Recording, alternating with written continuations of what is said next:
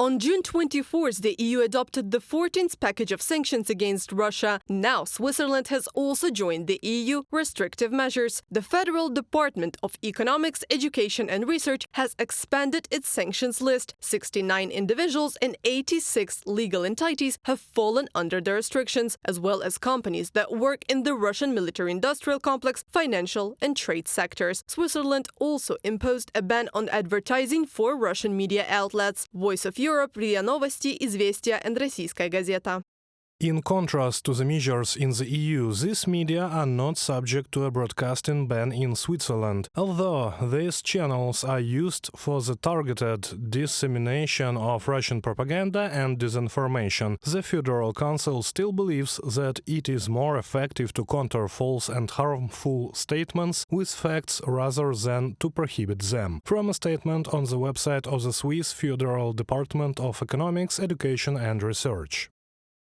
Washington is increasing pressure on Moscow's trading partners, Bloomberg writes. Because of the threat of secondary sanctions, several Chinese banks have stopped accepting payments from Russia. Annual growth in the trade between China and Russia has dropped to 3% in the first 5 months of 2024. And one of the main partners of Russian gas producer Novatek, China's Vyazon New Energies, announced that it would stop working with Kremlin. Russia never received the modules of the sub-sanctioned Arctic LNG-2 project. According to G Capital, they were sent to Russia, but before they arrived in the Murmansk region, the ship turned around and went back. Restrictions are constantly being improved. New points related to control pre-accepted sanctions are being introduced. So this aspect, it is working quite actively. It's definitely a big improvement, but you have to understand the following. Sanctions will not be 100% effective as long as there are mechanisms to circumvent them and as long as there are countries that have not joined the sanctions restrictions.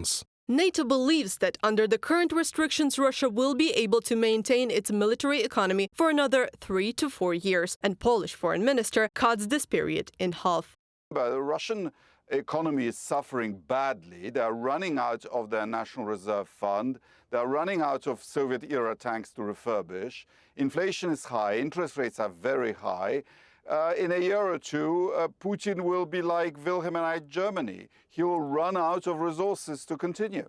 The European Commission has said that Brussels is not going to stop its sanctions policy against Moscow. By the end of 2024, the EU intends to introduce the 15th and 16th packages of restrictive measures. Reported by Anastasia Tarnavska, Krystyna Dąbrowska, UATV News.